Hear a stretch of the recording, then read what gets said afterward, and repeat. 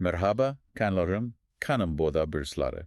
A very warm welcome to all of you, my kind-hearted listeners. Hello, everyone. We are so glad you're here with us. We have gone through all the research, we've pulled the sources, and now we are ready to do a deep dive into the cosmic currents of December. And this one is specifically for you if you're a Taurus or a Taurus rising. Exactly. And, it's a fascinating month because we are facing two completely, they feel like contradictory forces. They really do. On one side, you have this profound emotional clarity, and on the other, Hard practical friction, just, hitting a wall. that's it exactly. When we look at the sky's energies, the whole month is really defined by two huge transits. Okay, let's break them down. First, there's this immense relief. It's a clarity that comes from Neptune stationing direct. We're calling it the Great Awakening. Oh, I like that. The Great Awakening. But then, especially in the first part of the month, we have the complete opposite. It's this challenging, really restrictive tension from the Mars-Saturn square. Right.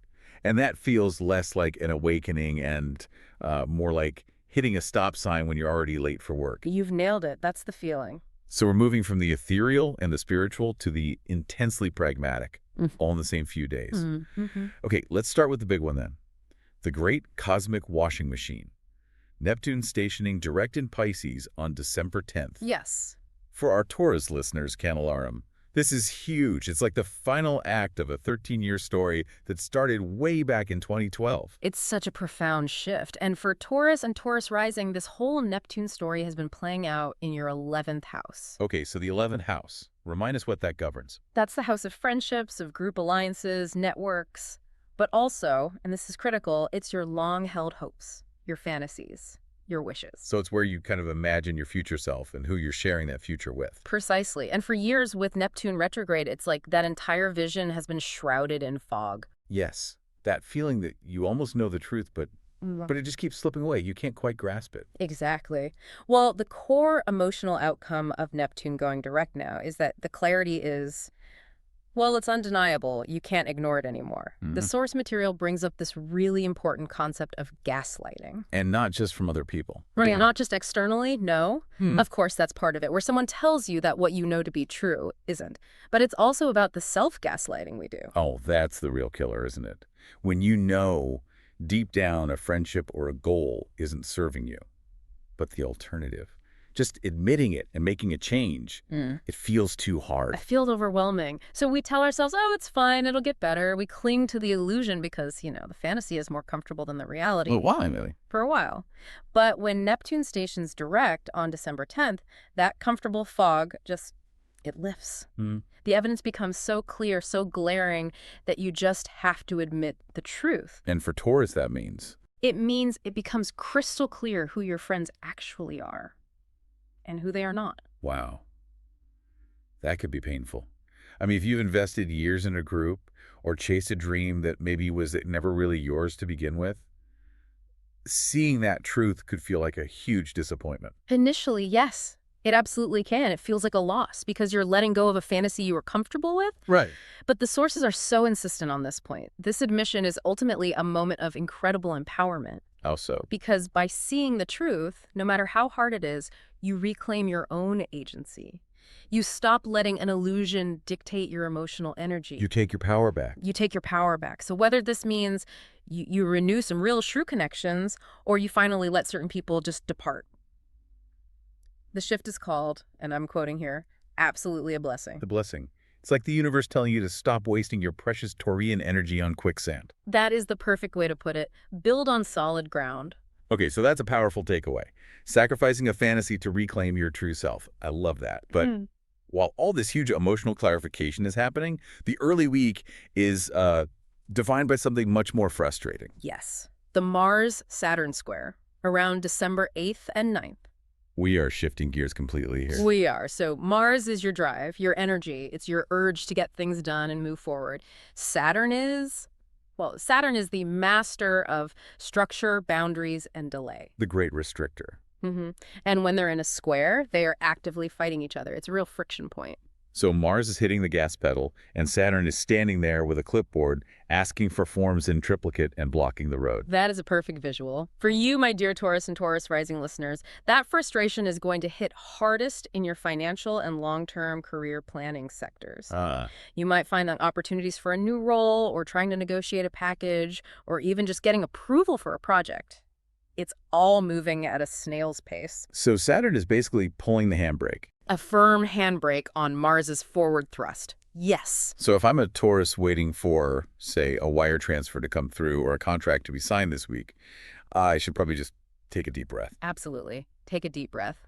The advice here is to keep your expectations for immediate progress much, much lower. Okay. Instead of trying to force it, which will not work, you need to lean into Saturn's energy. Be structured, focus on the details, prove you've done the tedious prep work. Patience is your currency. It is. Which, fortunately, is a Taurus superpower. That's true. Use that famous Taurian resilience. But what's the upside here? Every tough transit has a gift, right? It does. And the gift of Mars square Saturn is robustness. It gives you a necessary backbone to push back. Oh, interesting. Think about those situations where people demand more from you than they're willing to give, financially, or with their time, or emotionally. This transit in like an energetic support system for your boundaries. You're being encouraged to be fiercely aware of your own limits and use that friction to draw a very firm line in the sand. I love that. So it moves the energy from feeling blocked to feeling empowered to set your standards. That's it, non-negotiable standards. Okay, but speaking of friction, things get really, electrically charged right in the middle of the week. Around the 10th, we have Mercury opposing Uranus. Yes. Sudden genius or explosive volatility, or both. Right. It could go either way. And it's especially potent for Taurus because Uranus is currently in your sign. That makes its influence super personal. So what does that look like?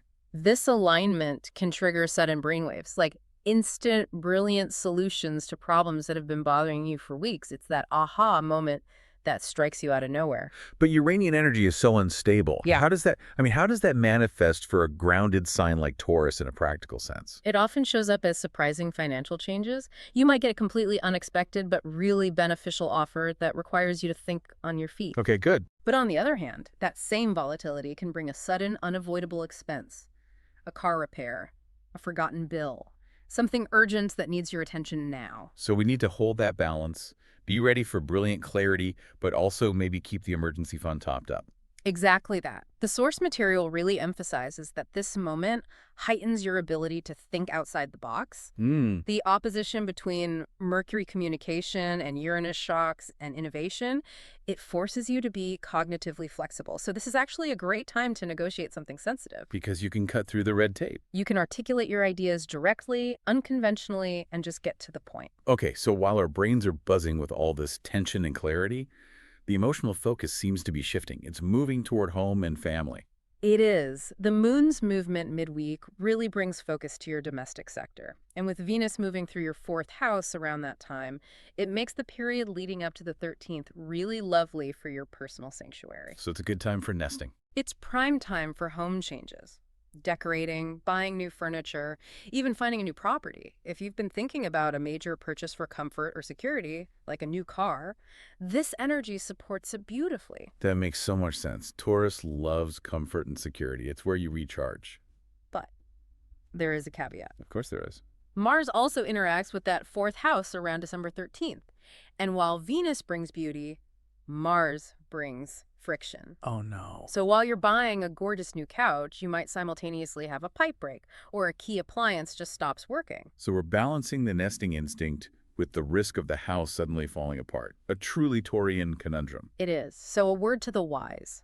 Pay attention to the little details in your home maintenance during that short window. Catch the small issue before Mars turns it into a big one. Right. And as we talk about these house placements, Balam, it is so important to remember this. Yükselen burcunuzu da mutlaka takip edin. You have to follow your rising sign, my loves. It's so important. That's the critical piece. The ascendant, your rising sign, determines where all these houses begin. It tells you exactly where that Neptune clarity or that Mars-Saturn friction will actually hit in your daily life. Okay. So we've got the Great Awakening, the friction, the electric shocks.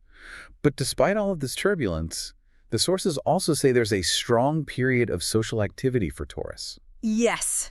There's a lot of buoyancy there. Where's that coming from? That's Jupiter. Jupiter's doing its good work in your chart, still influencing that same 11th house sector that Neptune is now clearing up. Ah, so it all connects. It all connects. Jupiter encourages growth and expansion. So even though you need realism about some relationships, you are also being encouraged to connect with friends, join new groups, go to parties. But this is not a time to hide away. It's a time to filter, find the real connections that Jupiter is offering you. Exactly. Go for it. Use that newfound clarity to find genuine camaraderie. But as the week closes, we do hit one final challenge. What's that? The quarter moon on Thursday in Virgo. And Virgo is hitting the playful, creative part of the chart for Taurus. The 5th house. The 5th house, yes. Fun, creativity, romance, celebration. A quarter moon here can sometimes bring a killjoy factor. A killjoy. We all know one of those. Mm-hmm. You might encounter someone who's trying to put conditions on arrangements, especially with the holidays coming up. Someone insisting on rules that just suck all the joy out of it. That sounds incredibly annoying. So what's the defense? Your defense is that lingering intensity from the Mercury-Uranus opposition, that clarity we just talked about. This is the moment to speak out in a very direct and clear way. So the universe is testing you. It's testing whether you can use your newly defined boundaries to protect your joy. Don't mince words if someone tries to impose unreasonable conditions. Set your boundaries, protect your joy. That ties everything together so well. It does.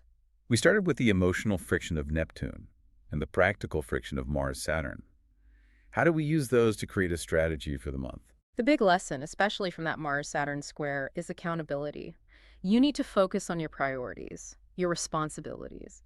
Do the hard, structured work that Saturn is asking for. And why is that focus so important right now? Because the sources suggest that by staying accountable, by focusing only on what is yours to do, you clear the space for help to come in. You open the door for support to resolve the impossible tasks. When you stop fighting the friction and just do the work, you leave room for what they describe as a kind of magic. A kind of magic, support from some unknown source. Like the mice helping Cinderella. You do your part, and the universe might just handle the heavy lifting. I love that. You don't have to solve everything yourself. This month is about seeing clearly, even if it's tough at first. Because that clarity leads to greater self-knowledge, and for a grounded Taurus, this is everything. Authentic freedom to build your life the right way. What a powerful journey. For you, my Nazlı Kuslarum, my dear Taurus listener, remember the ground isn't shaking. You're just finally seeing what's underneath so you can build on solid bedrock. Embrace that truth.